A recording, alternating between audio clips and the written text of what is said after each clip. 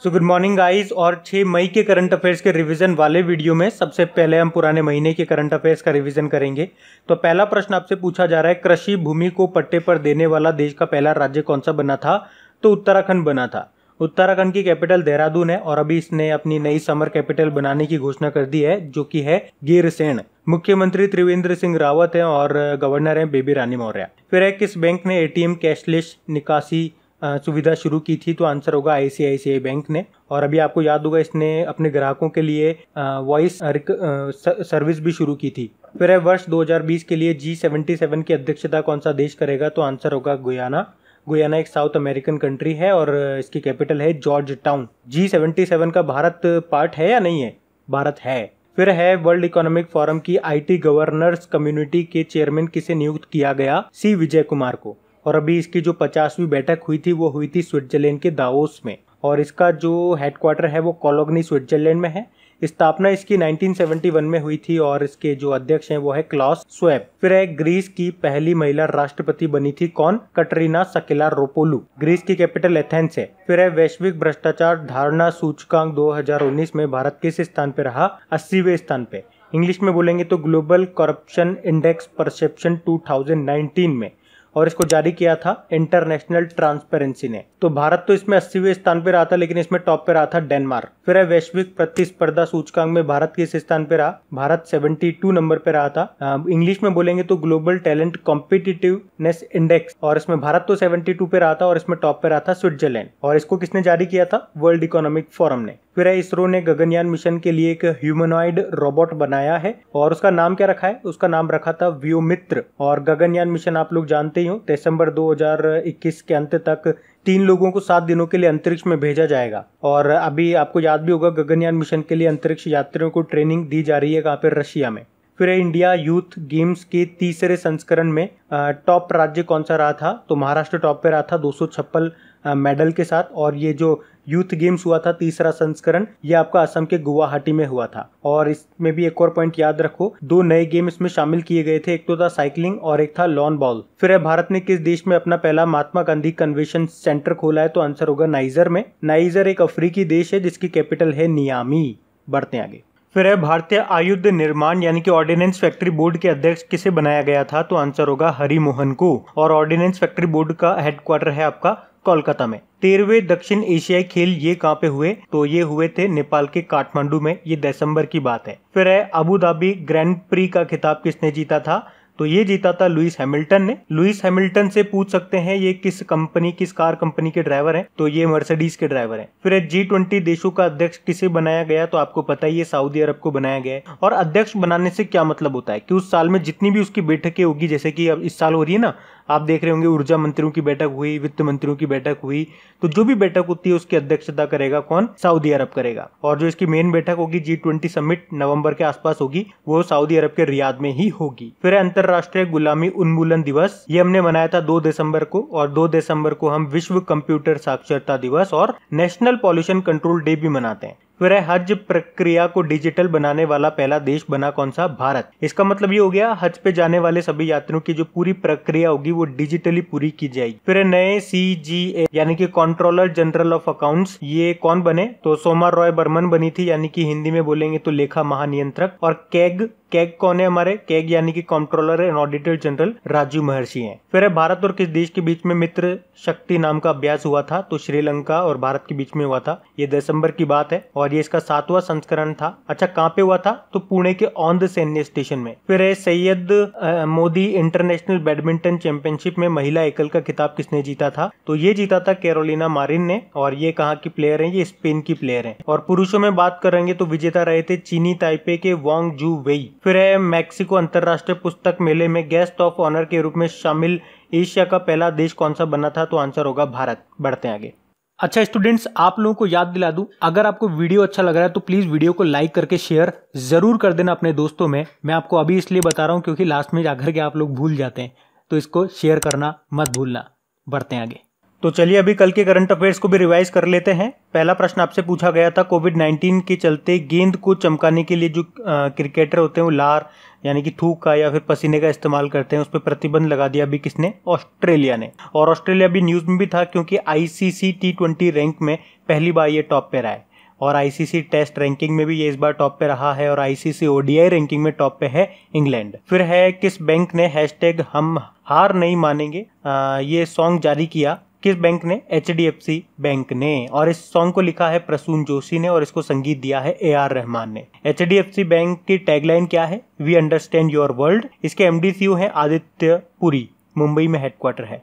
फिर है UNESCO Guillermo Cano press freedom prize 2020, ये किसने जीता है? तो आंसर होगा जिनेत बेदोया लिमा ने। ये कोलंबिया की पत्रकार है और इन्होंने जीता है ये पुरस्कार। ये पुरस्कार खतरनाक परिस्थितियों में प्रेस की स्वतंत्रता के लिए कार्य करने वाले साहसी पत्रकारों को दिया जाता है। और अभी वर्ल्ड प्रेस फ्रीडम डे भी मनाया हमने, कब? 3 मई को। और वर्ल्ड प्रेस फ्रीडम इंडेक्स आया था, उसमें भारत 142 नंबर पे रहा था और टॉप पे उस पे रहा था नॉर्वे। फिर है आरबीआई ने किस बैंक का लाइसेंस अभी रद्द कर दिया? तो आंसर होगा CKP कोऑपरेटिव बैंक, जिसका हेड ऑफिस है माटुंगा मुंबई में। और अभी कुछ समय पहले आरबीआई ने महाप्सा अर्बन कोऑपरेटिव बैंक का लाइसेंस भी रद्द किया था। फिर है one nation one ration card के तहत कितने राज्यों या यूनियन टेरिटरी को जोड़ा गया है? तो अभी जोड़ा गया है 5 को। 5 कौन कौन से? पंजाब, यूपी, बिहार, हिमाचल प्रदेश और दादर व नागर हवेली और दमन दीव। अच्छा देखो, कल भी कुछ स्टूडेंट्स को डाउट हो गया था कि मैंने 6 नाम ले दिए, तो ये दादर व नागर हवेली व दमन दीव एक ही है। अगर आप डेली हमारा करंट अफेयर्स का लेक्चर पढ़ते होंगे तो कुछ समय पहले ही मैंने आपको बताया था इनको मर्ज कर दिया गया था, तो ये एक ही नाम है कंप्लीट। ठीक है, तो अभी 5 को जोड़ा गया है, पहले 12 को जोड़ा जा चुका है और इस तरह से टोटल 17 राज्य और यूनियन टेरिटरी इससे जुड़ गए हैं। और क्या होता है one nation one ration card योजना? तो कल मैंने आपको डिटेल में समझाया भी था। अभी अगला देखते हैं, अंतरराष्ट्रीय खगोल विज्ञान दिवस यानी कि इंटरनेशनल एस्ट्रोनॉमी डे। ये देखो हम साल में 2 बार मनाते हैं और इसका कोई फिक्स डेट भी नहीं होता है। इस साल का आप याद रख सकते हो 2 मई को और 26 सितंबर को मनाएंगे। एक बसंत ऋतु में और एक शरद ऋतु में मनाया जाता है। फिर है CAI8 यानी कि confederation of all India traders यानी कि अखिल भारतीय व्यापारी परिसंघ द्वारा किस नाम से राष्ट्रीय ई-कॉमर्स मार्केट प्लेस लॉन्च किया गया? तो आंसर होगा भारत मार्केट।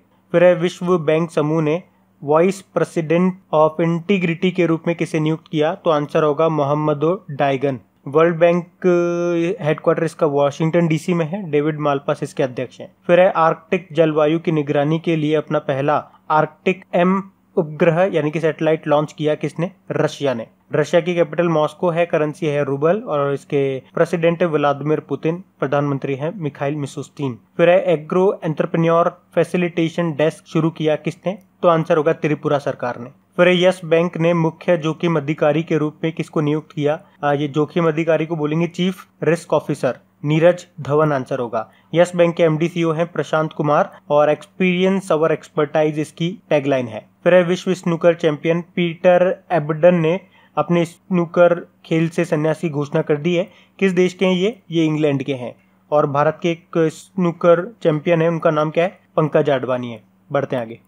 तो स्टैटिक क्वेश्चंस की बात करेंगे तो पहला प्रश्न है नेताजी सुभाष चंद्र बोस इंटरनेशनल एयरपोर्ट ये कहाँ पर है? तो ये आपका कोलकाता में है। फिर है बीजू पटनायक इंटरनेशनल एयरपोर्ट, ये आपका है भुवनेश्वर में। उड़ीसा के जो मुख्यमंत्री हैं उन्हीं से आप समझ गए होंगे, नवीन पटनायक जी, तो ये पटनायक वाला कहाँ पे होगा? उड़ीसा के भुवनेश्वर में है, याद रखना। फिर है लाल बहादुर शास्त्री इंटरनेशनल एयरपोर्ट, ये आपका है वाराणसी में, उत्तर प्रदेश के वाराणसी में। त्रिवेंद्रम इंटरनेशनल एयरपोर्ट, ये आपका केरल के तिरुवनंतपुरम में है। और ये चारों के चारों एयरपोर्ट अभी न्यूज में भी रहे थे, अभी जनवरी की बात है। इन चारों को कार्बन उत्सर्जन कम करने के लिए अंतरराष्ट्रीय सम्मान मिला था। फिर है फ्लेमिंगो महोत्सव, ये किस राज्य में मनाया जाता है? तो ये आंध्र प्रदेश में मनाया जाता है। फिर है लाई हराओबा त्योहार, ये आपका मनाया जाता है त्रिपुरा में। बुक्सा पक्षी विहार, तो ये आपका है पश्चिम बंगाल में। और अंतरराष्ट्रीय पतंग महोत्सव, ये आपका होता है गुजरात में। और धनु जात्रा महोत्सव, ये महोत्सव आपका होता है उड़ीसा में। फिर आपसे पूछा जा रहा है तंजानिया की कैपिटल, तो इसकी कैपिटल है डोडोमा। और आपको याद होगा ये अफ्रीका द्वीप का एक देश है और अफ्रीका की जो सबसे ऊंची चोटी है माउंट किलिमंजारो, वो यहीं पर है तंजानिया में। अच्छा, आपको याद होगा मैंने कुछ प्रोमिसेस किए थे आप लोगों से। एक तो जो एप्लीकेशन स्लो हो गई थी तो उसको फास्ट कराने के लिए सर्वर शिफ्ट करने की बात कही थी, इसीलिए कल मैंने आपको बोला भी था कि इवनिंग में आपका ये एप्लीकेशन बंद रहेगा। उसके अलावा मैंने बोला था कि डेली करंट अफेयर से स्टैटिक निकालने की कोशिश करूंगा और उसकी क्विज में आप लोगों को लगवाऊंगा। तो कल उसका फर्स्ट वाला पार्ट अपलोड हो चुका है, तो वो आप एक बार लगा लेना। जैसे होम पे जाओगे आपको मिल जाएगा वहाँ पे स्टैटिक फ्रॉम करंट अफेयर्स करके फोल्डर, या ऊपर जो स्लाइडर है वहाँ पे भी मैंने लगा दिया है, तो डायरेक्ट उस पर क्लिक करके भी जा सकते हो। चिंता मत करो, मैं अपना प्रॉमिस भूलूंगा नहीं। टाइम ज़रूर लग सकता है क्योंकि मुझे अकेला सारा काम संभालना पड़ता है, तो टाइम की बहुत कमी हो जाती है, तो उसमें से सेलेक्ट करना होता है कि पहले कौन सा काम करें। इसीलिए देर है पर अंधेर नहीं, बढ़ते आगे। तो इम्पॉर्टेंट डेज की बात करेंगे तो पहला प्रश्न है वर्ल्ड टीचर डे। ये आपका मनाया गया 5 अक्टूबर को और इसकी थीम रही थी young teacher the future of profession. और एक नेशनल टीचर डे भी होता है जो हम इससे जस्ट 1 महीने पहले मनाते हैं, यानी कि 5 सितंबर को। फिर है विश्व प्रवासी पक्षी दिवस, ये हमने मनाया था, देखो ये 2 बार मनाते हैं, एक तो 11 मई को और एक 12 अक्टूबर को। और थीम क्या रही थी इसकी थीम रही थी protect birds be the solution to plastic pollution. English में बोलेंगे तो इसको वर्ल्ड माइग्रेटरी बर्ड डे बोलेंगे। फिर है वर्ल्ड सिटीज डे, ये तब मनाया जाता है जब हम नेशनल यूनिटी डे मनाते हैं, यानी कि 31 अक्टूबर को सरदार वल्लभ भाई पटेल जी की जयंती होती है इस दिन। फिर है विश्व मानक दिवस स्टैंडर्ड डे, ये हमने 14 अक्टूबर को मनाया और इसकी थीम रही थी video standards create a global stage. फिर अंतर्राष्ट्रीय बालिका दिवस यानी कि इंटरनेशनल गर्ल चाइल्ड डे, ये 11 अक्टूबर को मनाया जाता है और थीम रही थी इसकी girl foods and unscripted and unstopped. और एक राष्ट्रीय बालिका दिवस होता है जो हम 24 जनवरी को मनाते हैं। 24 जनवरी को एक और इम्पॉर्टेंट डे मनाते हैं, चलो बताओ कौन सा इम्पॉर्टेंट डे मनाते हैं। फिर है विश्व डाक दिवस, ये हमने मनाया 9 अक्टूबर को। वर्ल्ड एनिमल डे, ये हमने मनाया 4 अक्टूबर को। फिर है national food day. National food day हम तब मनाते हैं जब यूनाइटेड नेशन डे मनाते हैं या तब वर्ल्ड पोलियो डे मनाते हैं, यानी कि 24 अक्टूबर को। और एक वर्ल्ड फूड डे भी होता है जो हम 16 अक्टूबर को मनाते हैं क्योंकि फूड एग्रीकल्चर ऑर्गेनाइजेशन की स्थापना हुई थी उस दिन। फिर है international day of older person, ये हमने 1 अक्टूबर को मनाया। और फिर है वर्ल्ड स्टैटिस्टिक डे। देखो वर्ल्ड स्टैटिस्टिक डे हर 5 साल में एक बार मनाया जाता है, पहले 2010 में मनाया, फिर 2015 में और अब 2020 में मनाएंगे। कब? 20 अक्टूबर को। और नेशनल स्टैटिस्टिक डे राष्ट्रीय सांख्यिकी दिवस होता है, वो हम मनाते हैं 29 जून को। ये तो हर साल मनाया जाता है।